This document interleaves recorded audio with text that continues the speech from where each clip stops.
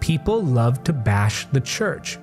But we have to recognize that the church is the bride of Christ. So I want you to side with Christ. I want you to publicly declare that you love the church. Write it in the comment section right now. I love the church. That's not saying that the church is perfect. That's not to say that the church hasn't made its mistakes. That's not to say that there are some so-called churches misrepresenting what it means to be a church. That simply means that you love the true church, the true body, the collective of genuine believers who all love Jesus. Write it in the comment section. Don't be ashamed. Don't echo the voice of worldly culture. Instead, resist that. Come against that. Come against that lie right now, publicly, and write those simple words, I love the church. Now, we all know that as believers, we should be planted in a local body of like-minded fellow Christians. But so many believers struggle to find that place to call their church home, whether from past hurts or maybe theological differences. There is a struggle sometimes. We have to acknowledge that when it comes to trying to find your church home. So what I want to do is I want to take a very balanced, very biblical, very grace-filled look at this particular topic. Signs that you may be in more of a cult than a church. I'm going to tell you some things that will maybe open your eyes about the way the church operates. Remember this, pastors are there for spiritual guidance, not for spiritual dictatorship. Your pastor is a covering, not a lid. So here are some signs that your church can be red flagged. Now, keep in mind that some churches may have some of these issues that they're working through. Maybe in the culture, there are some unhealthy dynamics that they're trying to fix. So give some grace with these, but do be aware of them, okay?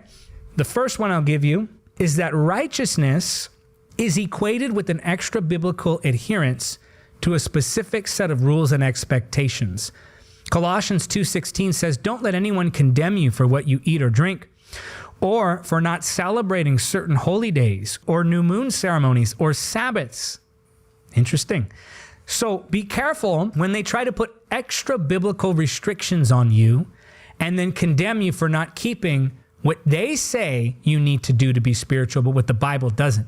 So in other words, oh, I didn't see you at Bible study on Friday. Are you a true disciple of Jesus? Well, who's to say that they're to set the schedule for your spiritual life? Again, this is not a complete red flag, but watch for this. Here's another red flag. Right standing with God is connected to right standing with a certain man or woman of God. In other words, if you have a disagreement with the pastor, you have a disagreement with God. That's not the case. Be careful of language like that. Here's a major red flag. Leadership is constantly overemphasizing ideas like submission to leadership. Now, submission to spiritual headship, that's biblical. But if there's an overemphasis on this, like every guest speaker's talking about it, every guest speaker is talking about how to honor your pastor, respect them, listen to them. It's probably because the pastor's telling the guest speaker to say that. And the pastor talking about it every sermon. And he or she ties your spiritual well-being to your relationship with them. Very, very dangerous. Another red flag. Leadership is above healthy, respectful questioning. Now, I'm not talking about the Facebook theologians and the YouTube apostles and, the keyboard warriors. I'm talking about people with genuine concerns and questions who are coming with these questions to leadership, and you're being respectful about it. It's healthy, it's respectful, genuine concerns, and they just shut you down and rebuke you for bringing that up. If it was actually respectful and sincere and in love and grace and honor, they should actually address those questions. Here's another one. Members are kept tired, overworked, and unable to do much else besides church and ministry. You feel guilty for taking a family vacation. You feel guilty for taking a night out to take your wife to dinner. You feel guilty for going to see your children graduate. You feel guilty for going and being a part of something in your child's life. You feel guilty for not keeping to the program 100%. Dangerous, because cults like to keep people overworked, because if they can keep you exhausted, they can keep you susceptible. If they can keep you exhausted, they can keep you compliant. So if they're constantly looking to fill your full schedule, Red flag. And they condemn rest. That's big. They condemn rest. The next red flag here is members are afraid to make life decisions without the permission of leadership. Oh my goodness, this is major. So you want to marry someone.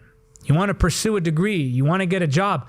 Leadership is there to counsel you, not permit you. You're not a child. You didn't ask permission. You didn't tell me you were going after that degree. You didn't tell me you changed jobs. You didn't tell me you started dating that person who's godly and who meets all the requirements of biblical standards, but you still didn't pass it by me. Dangerous, because leadership is there to counsel and guide, not control. And if members are afraid to make life decisions without the permission, very different than counsel. You should get counsel from leadership. But if members are afraid to make life decisions without the permission of leadership, dangerous.